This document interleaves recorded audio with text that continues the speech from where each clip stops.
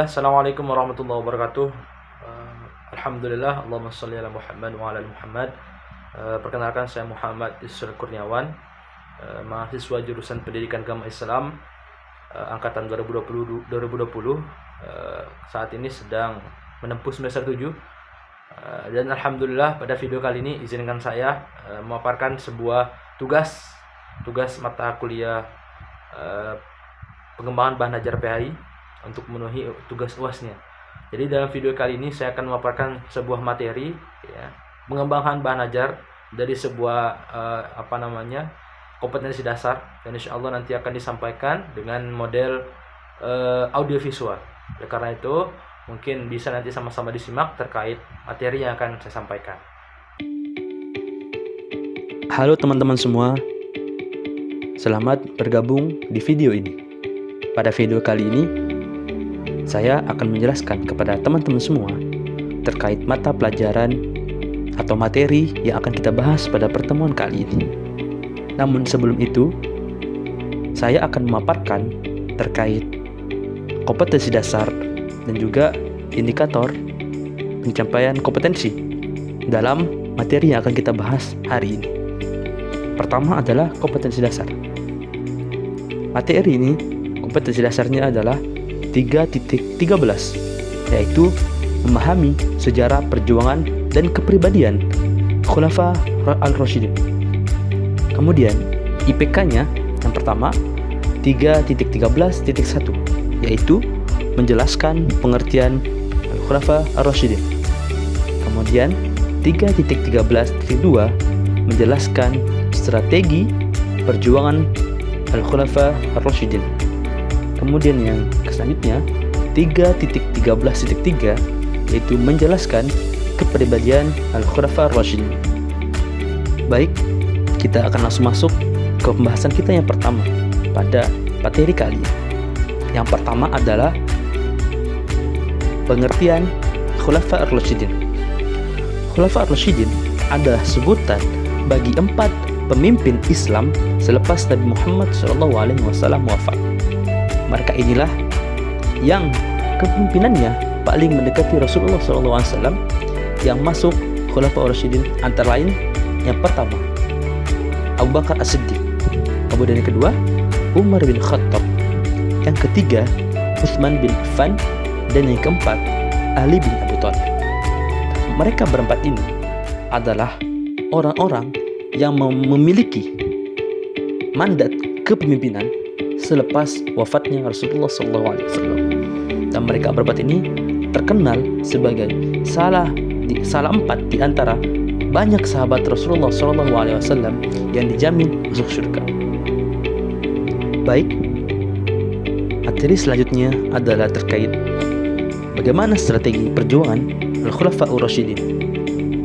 Sebagaimana yang kita ketahui teman-teman semua, Khulafa ar-Rasyidin menjalankan kepemimpinannya selepas Rasulullah SAW, dan tentu dalam menjalankan kepemimpinan mereka menghadapi berbagai macam problematika, menghadapi berbagai macam masalah, menghadapi berbagai macam kendala di dalam kepemimpinannya. Oleh karena itu, di sini kami akan menjelaskan terkait strategi yang diterapkan oleh masing-masing Khulafa ar-Rasyidin selama kepemimpinannya. Yang pertama, Abu Bakar As-Siddiq.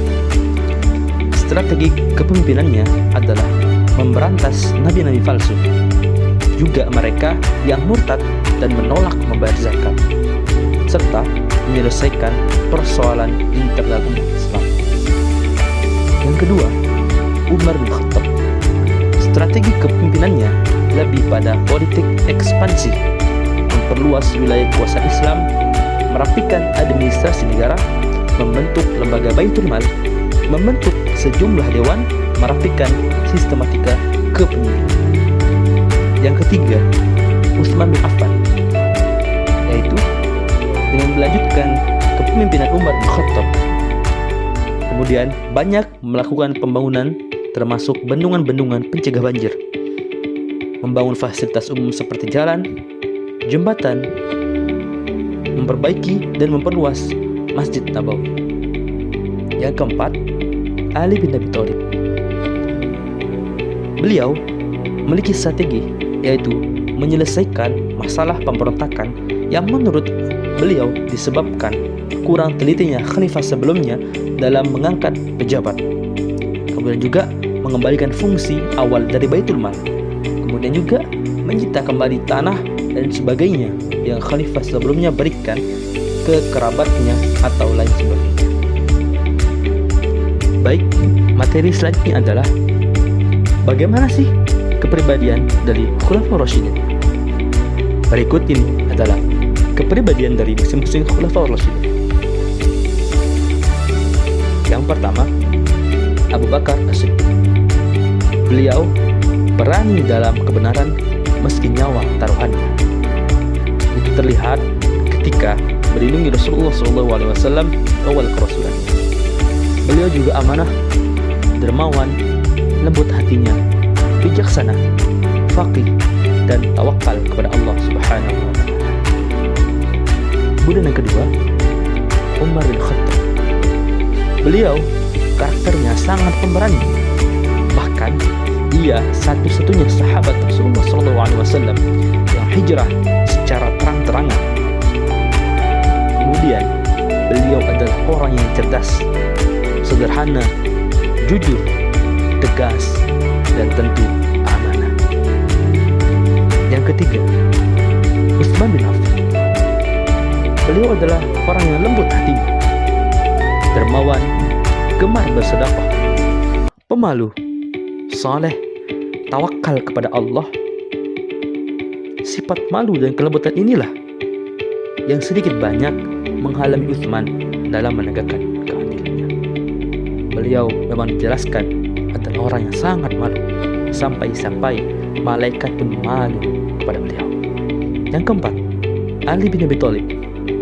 Karakternya, beliau adalah seorang yang pemberani, tegas, sangat cerdas, sampai-sampai dijuluki oleh Rasulullah SAW sebagai pintu ilmu. Beliau juga orang yang bijaksana dan pandai dalam memimpin, soleh, dan tentunya sangat amanah. Terakhir adalah kesimpulan. Sebagaimana pembahasan yang kita jelaskan tadi, maka dapat disimpulkan bahwa Khulafaur Rasyidin bertugas mengganti kepemimpinan Rasulullah SAW dalam masalah kenegaraan, yaitu sebagai kepala negara atau kepala pemerintah. Mereka tidak mengatakan Rasulullah sebagai Rasul karena jelas bahwasanya Rasulullah SAW adalah khatamul anbiya atau penutupnya para nabi dan rasul. Adapun tugas Rasulullah tidak dapat digantikan oleh Khulafaur Rasyidin. Nah, jelas bagaimana saya sampaikan tadi. Meskipun berlalu 30 tahun, Khulafaur Rasyidin berhasil membentuk peradaban Islam yang sangat luar biasa, konsolidasi dan konstruksi landasan politik bagi masyarakat muslim sampai kita rasakan saat ini. Oleh karena itu, untuk menutup materi ini, terakhir saya memberikan tugas kepada teman-teman kepada teman-teman sekalian untuk mencari dan menggali bagaimana dan apa capaian-capaian dari masing-masing khalifah, apa yang sudah mereka buat, apa yang sudah mereka bentuk di dalam kepemimpinannya selepas Rasulullah SAW. Mungkin sekian perjumpaan kita pada hari ini.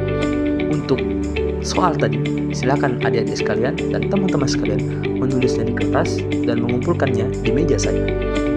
Kurang lebihnya saya mohon maaf. Billahi taufiq wal hidayah. Assalamualaikum warahmatullahi wabarakatuh.